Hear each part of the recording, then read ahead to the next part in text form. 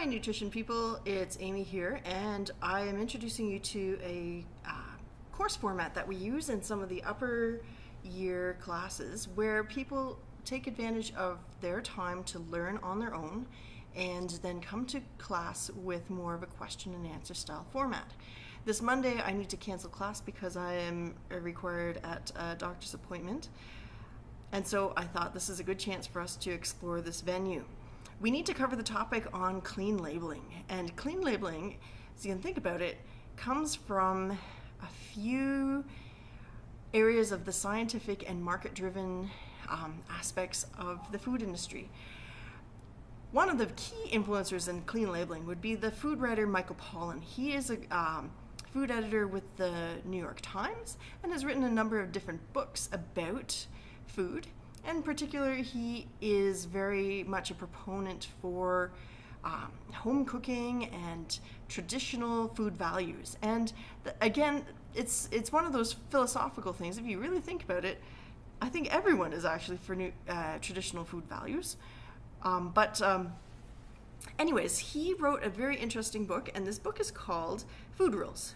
And there's an illustrated version, there's a not illustrated version. It came out several years ago, but there were some very interesting statements that were in there. One of the statements was really focused in on this statement here. You should simply eat the way your parents and grandparents and great-grandparents taught you to eat.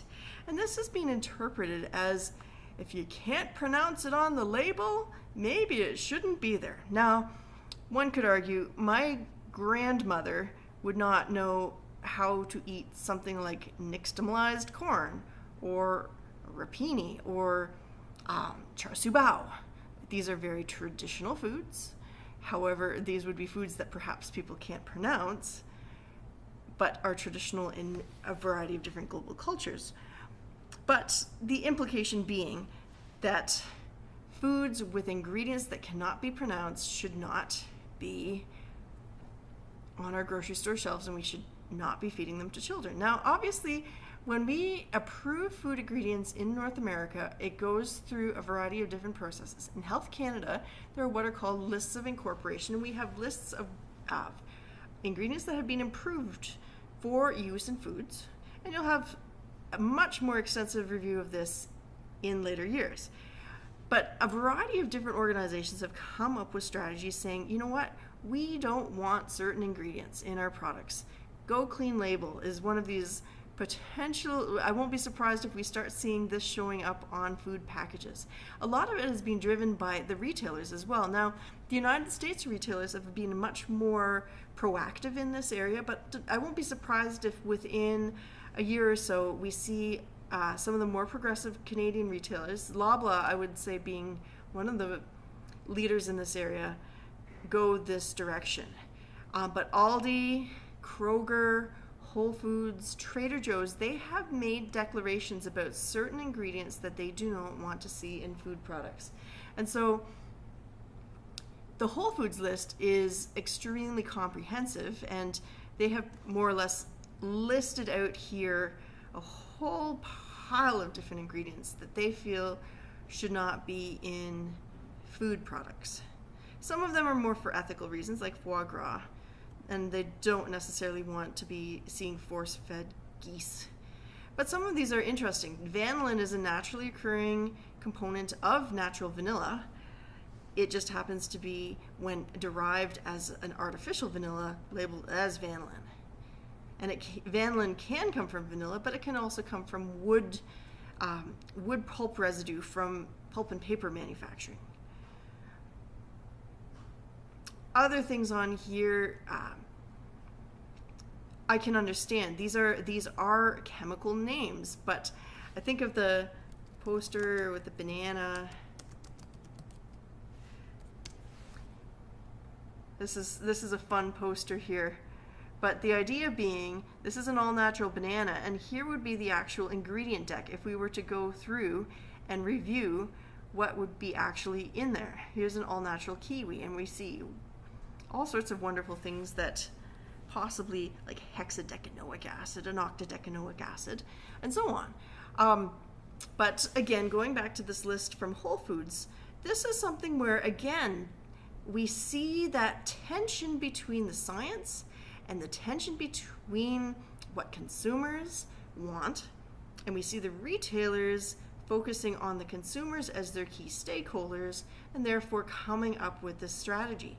And again, it's not saying that science is wrong, it's just saying that consumers are the end goal of what we are doing in this marketplace. We need people to buy our food, and if consumers have certain values that they put into how they accept foods, well, that's important to address. So I've got a few different articles, and I encourage you to take some time and read it and think about what are some of the ingredients that you're finding here. I always encourage people, as they're reading different food labels, to get to know what is in there. All of you have the power within you to look up something. Natamycin, I know what it is, but maybe you don't know what it is. You are always capable of going to Google, and I know certain professors around here say don't use Wikipedia. Wikipedia is bad. Well, you know what? Wikipedia is a wonderful gateway to some understanding basic knowledge. So if I want to figure out what natamycin is a naturally occurring antifungal agent produced during fermentation by a certain bacteria, Streptomyces natalensis, which is found in the soil. So it's one where if we read it here, it sounds like a very natural product, and it sounds like a really interesting opportunity for food manufacturers. You are always within your right to go and investigate what are the ingredients and understand what is there. But it's also important to realize and rationalize with your consumers to say, you know what, they're not convinced that they want to be consuming things that have names that can't be pronounced. If I'm looking at natamycin and I'm asking myself, it's a naturally occurring antifungal agent, is this something that we're using as a drug in other health-related applications? Are we needing to worry about drug resistance or so on? These are interesting questions, and the ethics behind so many of these ingredients that are on these lists becomes more and more complex. Thus, the desire for consumers to say, you know what, we're not even going there, and the desire for retailers to say we don't want to alienate the different consumers with their different value systems. So I'm going to give you a few articles. I encourage you to take a look at the articles that I'm providing you, but also do your own investigation. Look and see what you can find that's trending. Again, I always recommend to you to go to different magazines, Prepared Foods, Food Technology, Food in Canada, Canadian Grocer, and see what you can find. Identify if there's any ingredients that are of interest that you've seen people removing. Are there interesting strategies that companies are taking to be able to replace functional ingredients?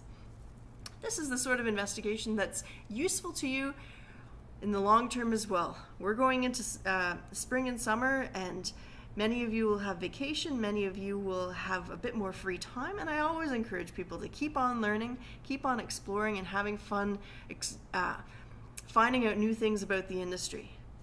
So take care, have fun, and check out Blackboard for more of the links for the articles that I'm suggesting you take a look at.